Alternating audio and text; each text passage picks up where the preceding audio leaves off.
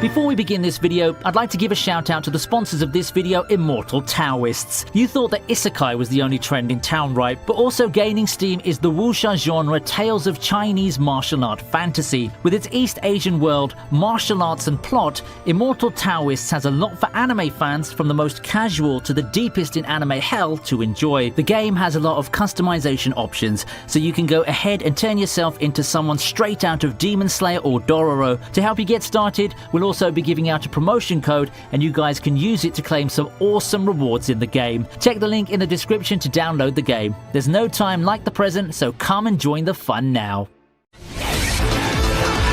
It's no secret that spring 2020 used to be known as the blockbuster season of sequels to kick off the new decade. Everyone was anticipating the next season to their favorite shows. That is, until circumstances took those sequels away from us one by one. Even some of those that have begun airing, like Food Wars, were not safe. Needless to say, a lot of people were disappointed. However, life, and to a certain extent the anime industry, finds a way, and from the ashes of the seemingly desolate season, a lot of new stars got the big break to shine. So for today, I'll take you through a rundown of 10 of the best non-sequel anime that were released during this spring season. Also, I'm not going to be including shows that have been cut short or that have a confirmed July release date as of the time of writing. So basically, there goes Millionaire Detective.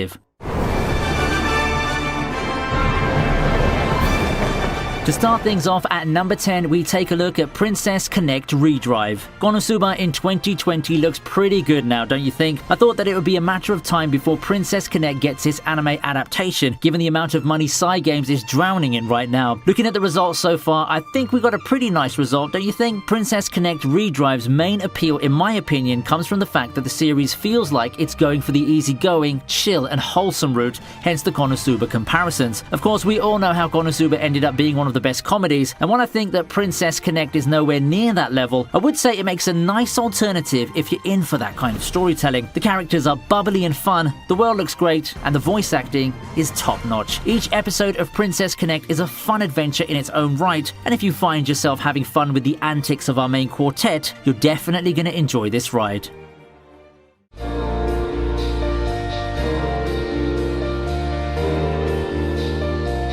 Being an artist in the Renaissance is tough, even more so if you happen to be a woman who indulges herself in the pursuit of art. Social norms were a pain for women during those days, and doubly so for Arte, who loses her father, the only person who really believes in her passion for art. Refusing to just sit back and settle in as a noble's wife, Arte gets a big break as the apprentice of the master artisan Leo. With a new life ahead of her, she must earn her keep and rush head on the road to becoming a master artist herself. It may not be the sheltered life of a noble that she would have had, but it's one that she would take in a heartbeat. Arte provides a feminist take on what's known as a male-dominated field in the Renaissance era. It has a relaxing, colourful setting complemented by a lead that you can't help but cheer for. The series also covers some mature themes that not a lot of people can see being tackled in this medium. いやー、25過ぎてから男と別れるってきっついですね。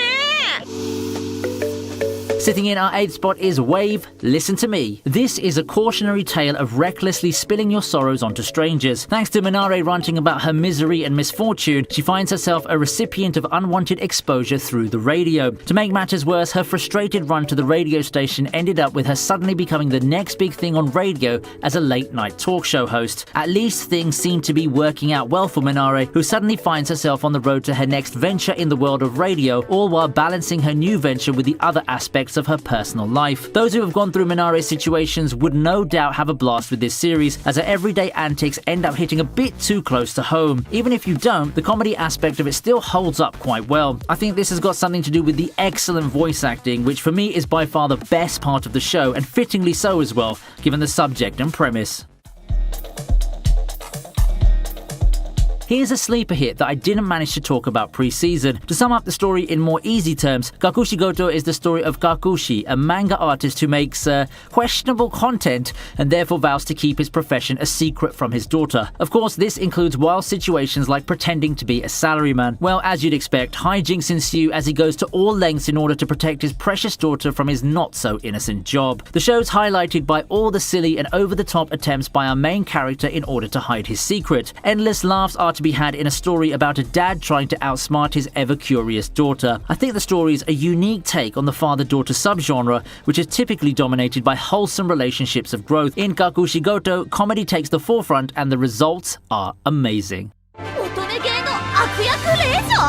At the halfway point is My Next Life as a Villainess. Everyone can't stop talking about Bacarina. What I thought was a potential hit for the season ended up delivering spectacularly, capturing the hearts of many anime fans this season thanks to the brand new twist in the isekai genre. See, this is exactly why isekai is here to stay, unlike the previous 3 to 5 year trends like the Magic Academy harems of the early 2010s. To be fair, My Next Life as a Villainess is a very entertaining show, minus the novelty of it being an isekai that's a reverse harem and starring the supposed villain for once. The plot ended up being quite wholesome as well, with Katerina trying to prevent bad endings by becoming friends with everyone. I think the best part of the show is the characters, who all bring something new to the table. Along with Katerina, who for me is one of the most entertaining isekai leads in the modern era, the cast is just a good lineup of guys and gals that mesh well together in the finished product. It's an anime that will bring smiles to your faces, and I personally anticipate each new episode with eagerness.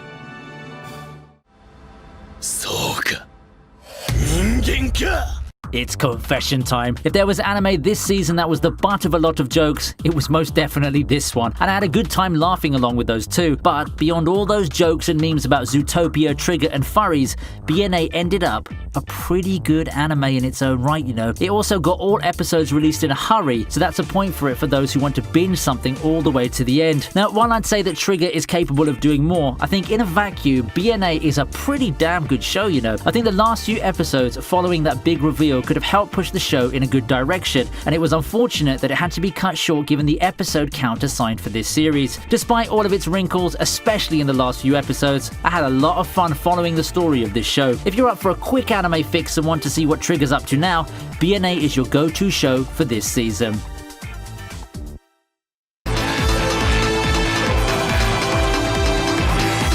You know, I didn't really know what to expect from Gleipnir before the season started. Then I watched the first few episodes, got hooked and started reading the manga, and the rest is history. In my opinion, the big appeal of Gleipnir is just how well it manages to connect conflict after conflict. Perhaps it's due to the unique dynamics between the main duo or the surprisingly great fight animations, but the show never ended up being a slog to watch. It's either that, or after thoroughly enjoying Darwin's Game the previous season, I'm up for more edgy survival battle anime. Among the action titles this season, I vouch for this one in terms of good old dumb fun. Many people, including me that is, have repeatedly questioned the weird premise, but I ended up enjoying the show far more than I expected anyway. Beware though, the fan service can get pretty gratuitous midway through.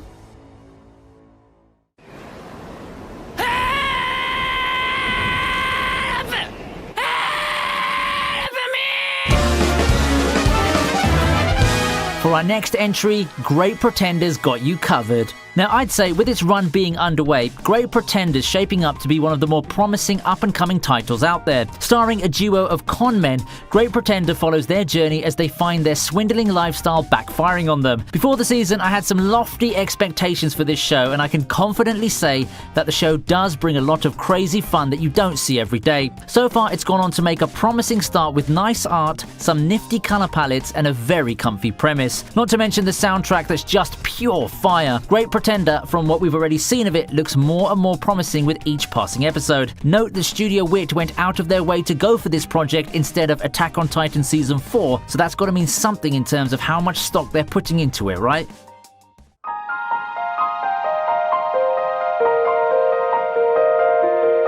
It's been a while since I've seen one of these, but seeing Yesterday for me is actually pretty good as a coming-of-age story. I admit that I overlooked this one when I was doing my pre-season previews thanks to the sequels that we eventually ended up getting robbed of. Mostly. In a way, I'd say that having all of those delayed sequels ended up being a blessing in disguise of sorts because it allowed me to chance upon this series. You probably won't know me as that big of a fan of shows like this compared to the more action-y ones, but this anime has caught me in its narrative. I guess it has to do with the relatable characters, its mature take on romance, or the outstanding visual and production quality that the show has to offer. Whatever the reason is, I would vouch for this show, definitely. When it's all said and done, seeing Yesterday for me could very well end up being the underrated title of this season.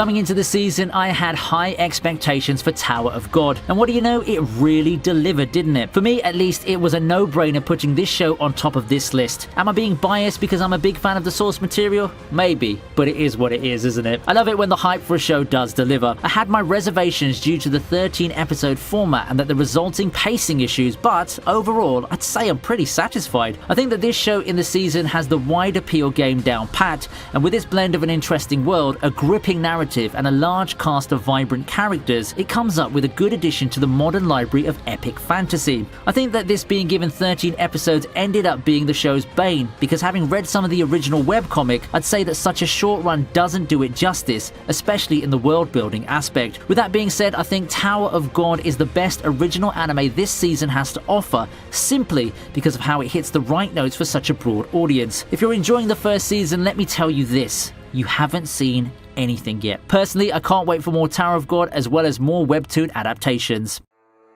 So what do you think then? A pretty good season when it's all said and done, isn't it? There are a lot of good shows that you're missing out on if you're not watching much anime this season. This further shows that even in times of adversity, the anime industry can keep going. Let's all thank the guys behind these shows and the creative minds behind it all for giving us entertainment in our times of need. So what are you waiting for? Pick your show from this list and start catching up. Don't forget to check out our sponsors game, Immortal Taoists. Next month's their 1-year anniversary, and I'm sure that most of the 2 million people who've downloaded the game will have something to say about it. That's not even getting to the 200,000 Facebook fans and the 30,000 fans on the official Discord. And if that's not enough to convince you, then maybe people on Google Play can help you out. After all, it's going to be on its recommendation page, and we'll be tying that momentous occasion with an in-game event. So check the link in the description to download the game for free. Also, hit the like button and subscribe for more anime content, and I'll see you next time on ViniTube.